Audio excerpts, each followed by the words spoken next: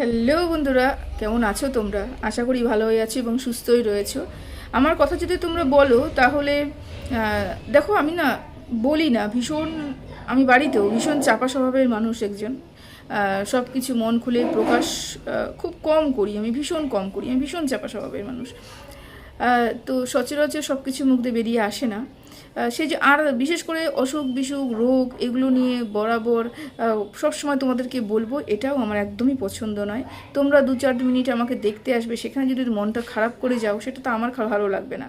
সেই জন্য যতই কষ্ট, যতই বেদনা হোক, যতই শারীরিক কষ্ট হোক, যতই মনের কষ্ট হোক, সব কিছু কিন্তু নিজেকে চেপে রেখে তারপরে একটা ভিডিও দিতে আসি, বা বাড়িতেও এরকম করে কাজ করি, বা বাইরেও কিন্তু আমি এরকম করেই কাজ করি। যত কিছু আছে নিজের মধ্যে নিয়ে রাখতে ভালোবাসি। আর প্রকাশ ক্ষমতাটা আমার মধ্যে অনেকটাই কম আমার মনে হয়।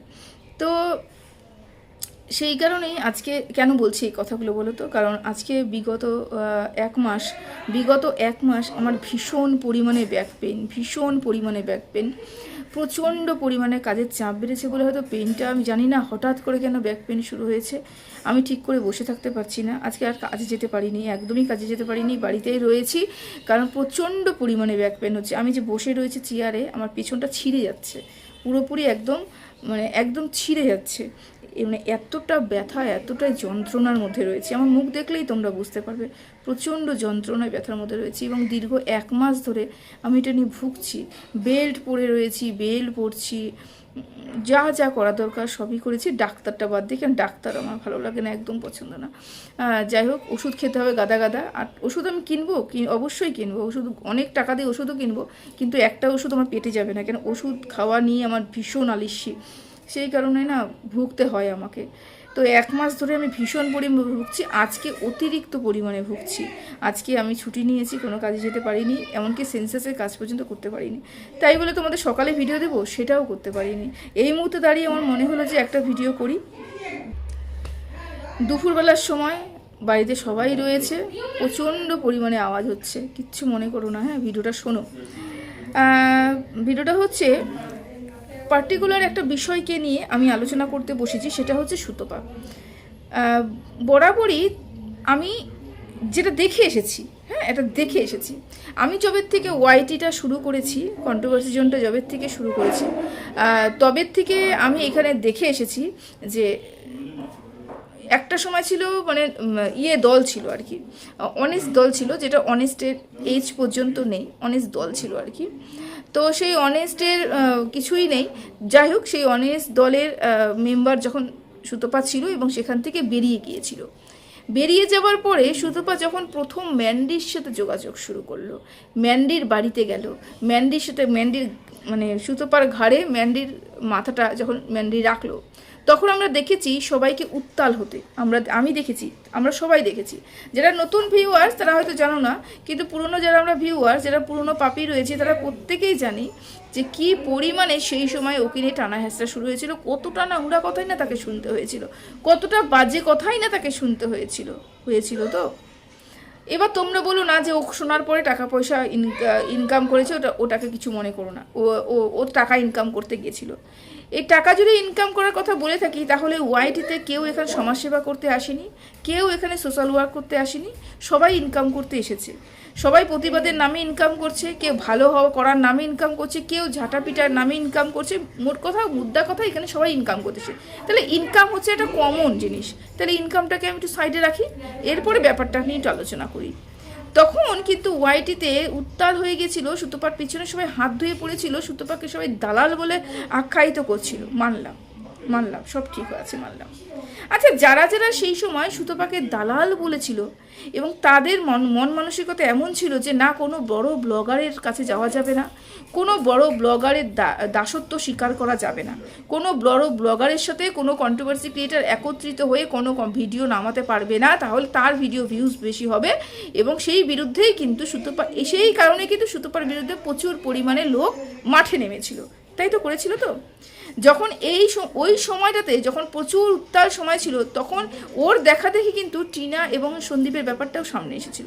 তখন আমাদের কিমা দিদি দেখেছে যে বাবা, সুতপা যদি যেতে পারে, এত ইনকাম করতে পারে, লক্ষ লক্ষ টাকা ইনকাম করতে পারে, আমি কেন পিছিয়ে ছাড়বো, আমি কেন পিছিয়ে থাকবো? সেই জন্য আমাদের কিমা দিদিও কিন্তু কাঁধে একটা ভ্যানিটি ব্যাগ নিয়ে কিন্তু চলে গেছিলো ওখানটায়, তাই তো?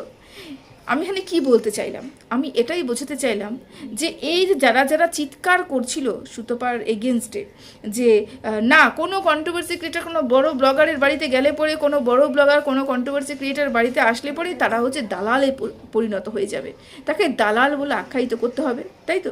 তাহলে তাদের সেই মানুষটা, সেই মানসিকতাটা, সেই চিন্তাধারাটা এখনও একই রকমই থাকা উচিত ছিল, একই রকমই থাকা উচিত ছিল তো। কিন্তু সেই সময় থেকে এই সময় যদি আমি একটা ব্যাপারটা দেখি, জার্নিটা দেখি, যেই সব কন্ট্রোভার্সি ক্রিয়েটার সেই সময় সুতপাকে দালাল বলে চিৎকার করেছিল, তাহলে জার্নিটা তোমরা কি দেখবে? তখন ছিল আকাশ, এখন হয়েছে পাতাল। তখন সুতপাকে নিয়ে দালাল দালাল দালাল দালাল করে চিৎকার চেঁচামেচি করছে, দালাল দালাল দালাল বলে আখ্যায়িত করেছিল, তাই তো? তার মানে সেই সময়টা তারা কিন্তু বিরুদ্ধ ছিল, যে না কোনো কারুর পা চাটবো না, কারুর দালালি আমরা করব না, তাই তো? এটা আমরা করব না। এরপরে কি হয়েছে? এরপরে এই মুহূর্তে দাঁড়িয়ে তাদের মানসিকতা কি, কোনো মানসিকতা কি সেম রয়েছে? সেম রয়নি তো, সেম থেকেছে? থাকেনি তো। তাদের মানসিকতার কিন্তু পরিবর্তন হয়েছে। তার মানে শুধু পরিবর্তন হয়নি, তারা পুরোটাই পাল্টে খেয়ে গেছে, পুরোটাই পাল্টে খেয়ে গেছে। যদি সেই সময় মানসিকতা দেখতাম, মানে সেই সময়ের কথা যদি ধরে রাখতো, এখনও এসে একই পর্যায়ে তারা দাঁড়িয়ে থাকতো এবং একই পর্যায়ে এসে এখনও সেই রকমই প্রতিবাদ করতো, কারোর বশ্যতা স্বীকার করতো না, কারোর দালালি করতো না, কারোর কথা শুনে চলতো না, কারোর কথাতে উঠতো বসতো না, তাহলে মানতাম যে তারা সত্যি, তাদের মেরুদণ্ড রয়েছে, তাদের বলার ক্ষমতা রয়েছে। কিন্তু আজকে এসে তাদের সেই কথাগুলো যখন মেলাচ্ছি, তখন আমার এতটুকু বুঝতে অসুবিধে হয়নি যে কেন সেই সময়টা সুতপার পিছনে লোকগুলো লেগেছিল, কেন সেই সময় সুতপার পিছনে কন্ট্রোভার্সি ক্রিয়েটারগুলো লেগেছিল। একটাই কারণ, সুতপার ভিউজ ইনকাম বেশি হচ্ছিল বলে, হিংসায় জ্বলে পুড়ে যাচ্ছিল যে সুতপা একটা বড় ব্লগারের বাড়িতে পৌঁছে গেছে এবং সেখান থেকে ভিডিও নিয়ে যা যা নিয়ে এসে ভিডিও করছে এবং সুতপা লাখে লাখে টাকা ইনকাম করছে।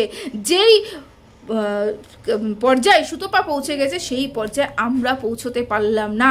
এবং যখনই বলে না যে আঙুর ফলটা, কখন আঙুর ফলটা হয়? যখন আমি আঙুর ফলটা খেতে পারবো না, তখনই তো আঙুর ফলটা হবে। সেই সময় ওরা কেউ ওই জায়গাটাতে পৌঁছতে পারেনি বলে তখন সুতপাকে দালাল বলে ঘোষণা করছে। যদি মেরুদণ্ডটা সোজা রাখতো, যদি তাদের মানসিকতা একই থাকতো যে না আমরা কারুর বশ্যতা স্বীকার করবো না, আমরা কারুর দালাল হব না, তাহলে আজকে এই জায়গায় এসে আমাকে এদিন দেখতে হতো না। আজকে এই মুহূর্তে দাঁড়িয়ে দেখে এসেছিলাম, ওই সময় সুতপা ম্যান্ডির হয়ে কথা বলছিল, তার মানে সুতপা ম্যান্ডির দালাল ছিল। এখন এইখানটায় একই রকমভাবে যারা প্রতিবাদ করছিল, তারাও এই মুহূর্তে দাঁড়িয়ে থেকেও কিন্তু ম্যান্ডির দালালেই পরিণত হয়েছে। ম্যান্ডির বশ্যতাই স্বীকার করেছে, ম্যান্ডির পোষ্য হয়ে মানে সবাই চলছে। তাহলে যখন এরাও নিজেরাও পোষ্য, তখন কিভাবে এখনও অবধি সুতপাকে পোষ্য পোষ্য পোষ্য এবং পোষ্য বলে আখ্যায়িত করছে? কিভাবে কিভাবে কিন্তু ওরা কি এখন এটা জানে না যে আমরাও পোষ্য হয়ে গেছি?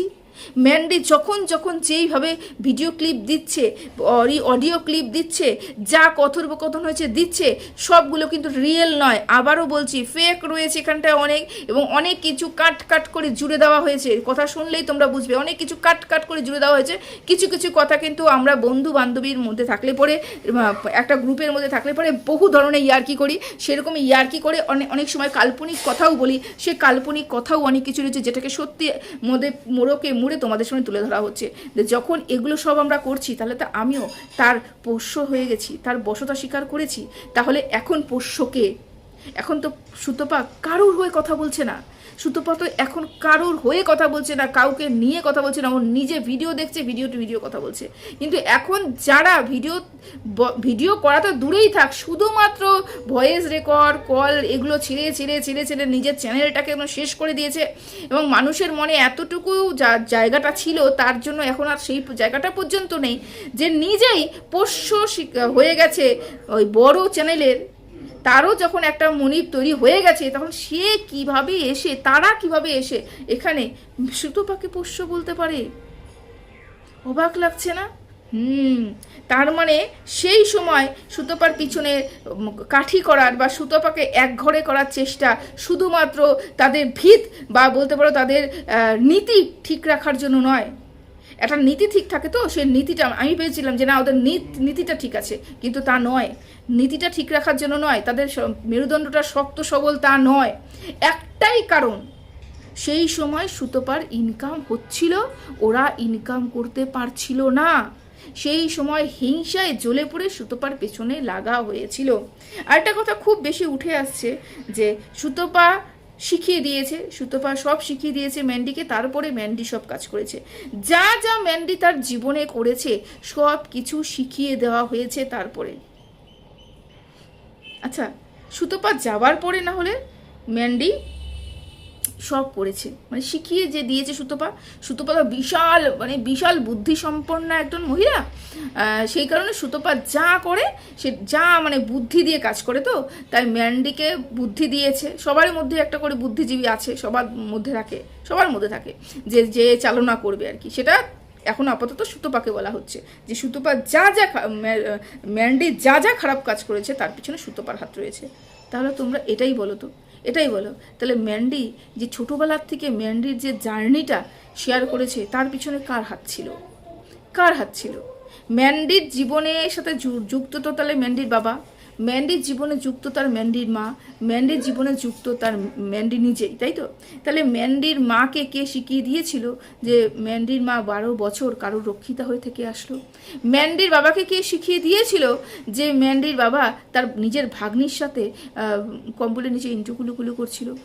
ম্যান্ডিকে কে শিখিয়ে দিয়ে এসেছিল যে বিয়ের আগে কতগুলো প্রেম করতে হবে এবং সেই প্রেমিকের সাথে সম্পর্ক নেই, প্রেমিককে দেখানোর জন্য, শুধুমাত্র জ্বলানোর জন্য প্রেমিকের জন্মদিনের দিন আমি বিয়ে করব, এটা ম্যান্ডিকে কে শিখিয়ে দিয়েছিল? ম্যান্ডিকে কে শিখিয়ে দিয়েছিল এরকম করে মিথ্যে কথা বলা?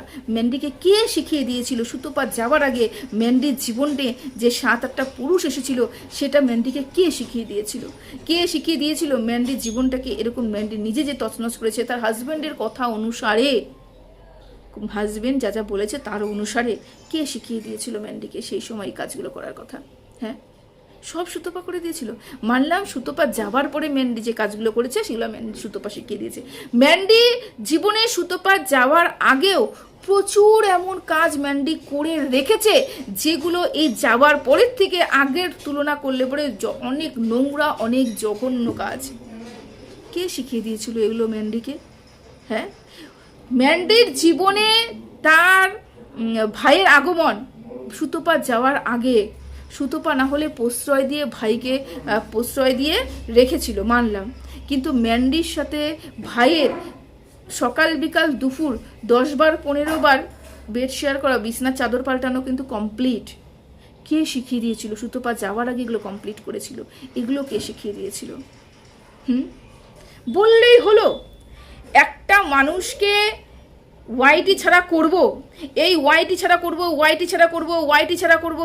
করব, তাকে শেষ করব, তার চ্যানেল শেষ করব, তাকে এই করব, তাকে খারাপ করে দেবো, এই করতে করতে 5 বছর হয়ে গেল। আমি 5 বছর রানিং, আমার 5 বছর হয়ে গেল, কিচ্ছু তো চুলটা পর্যন্ত ছিঁড়ে বাঁকা করতে পারলো না। বরং কি হলো বলো তো, যারা সাধু শেষে বসেছিল, যারা নিজেদেরকে ভালো বলতো, যারা নিজের নীতি ঠিক আছে বলে বলতো, যাদের মেরুদণ্ড সোজা আছে বলে বলতো, যারা দালালগিরি করে না বলতো, তাদের প্রত্যেকের আসল রূপ বেরিয়ে এসেছে ওই একটা মানুষকে ওয়াইটি ছাড়া করবো বলে। ওই মানুষটাকে ওয়াইটি ছাড়া করতে হবে, এই করতে করতে প্রত্যেকের মুখের ভাষা বেরিয়ে এসেছে, মানসিকতা বেরিয়ে এসেছে, তারা দালালে পরিণত হয়েছে, তারা নিজের মেরুদণ্ড বিক্রি করেছে, নীতি মেরে দিয়েছে, সব কিছু করে দিয়েছে, সব কিছু শেষ। কি হয়েছে? তাদের নিজের রূপটা বেরিয়ে এসেছে, কিন্তু ওই মানুষটাকে না টল না মল কিছুই করতে পারেনি। ওর জায়গা থেকে ওকে টল মল কিছুই করতে পারেনি, বরং যেই সব মানুষগুলো ভদ্রতার সভ্যতার আড়ালে ছিল তারাই হয়তো পর্দার আড়াল থেকে সামনে চলে এসেছে, দর্শকের মোটামুটি সামনে চলে এসেছে, তবু তাকে কিছুই করতে পারেনি। তারপরেও বলতে হবে তাকে ওয়াইটি ছাড়া করতে হবে। তোর পরিবারের সম্বন্ধে আমরা সব জেনে গেছি, তোকে ওয়াইটি ছাড়া করব, তোকে এখানে রাখাই উচিত না, তোর সাথে মেশা উচিত না, তুই ড্যাশ, যেই ড্যাশগুলো বলছো সেই ড্যাশগুলো আমি উচ্চারণ করছি না, তোমরা জানোই ও কি। এগুলো বলা হচ্ছে দিনের পর দিন। তারপরেও সুতপার কিছুই করতে পারেনি। তার মানে তোমরা বুঝতে পারছো না কিসের জন্য কি করা হচ্ছে, কিসের জন্য কি করা হচ্ছে? শুধুমাত্র ইনকামের জন্য সব কিছু করা হচ্ছে। এবং ওই মানুষটাকে শেষ করার পরিকল্পনা করা হচ্ছে। কিসের জন্য? মানুষটাকে যতই মানুষ নোংরা কথা বলছে মানুষে এক ঘরে করে দেয়। ওই মানুষটা একটা ভিডিও নামালে প্রত্যেকটা কন্ট্রোভার্সি ক্রিয়েটারের মাথার চক্কর দেয়, এত ভিউজ হয় তার। শুধুমাত্র হিংসা আর জ্বলন। কেউ এখানে সমাজসেবা করতে আসেনি। এই যে বলে না সত্যি বের করতে আনতে চেয়েছি, ওই সত্যি কেউ জানতে চায় না। আদেও ওই সত্যি সত্যি কিনা এটা নিয়েও কনফিউশন রয়েছে।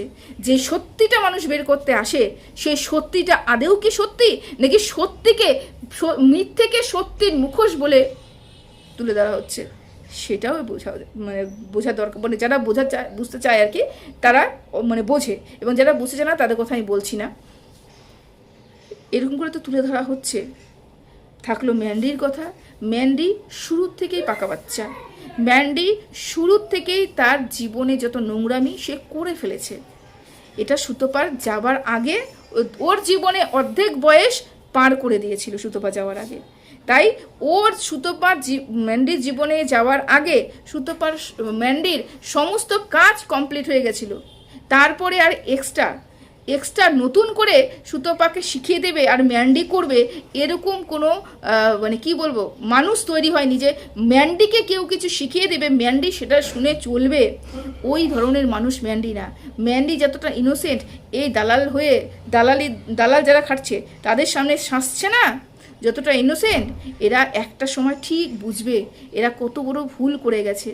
আজকে বড় বড় কথা শুনতে পাচ্ছি, বড় বড় ভাষণ শুনতে পাচ্ছি, এরও একটা অবসান রয়েছে। তো দিনের পর দিন একটা মেয়ের ভেতরের সব কিছু বের করে, যেখানে তুমি নিজে উপস্থিত ছিলে না, বের করছো। এটা কি আমি জানি না, টাইন কেউ আইনের দ্বারস্থ হয়েছে কিনা, কেউ কিছু করেছে কিনা আমার জানা দরকার নেই, কিন্তু উপরে একজন বসে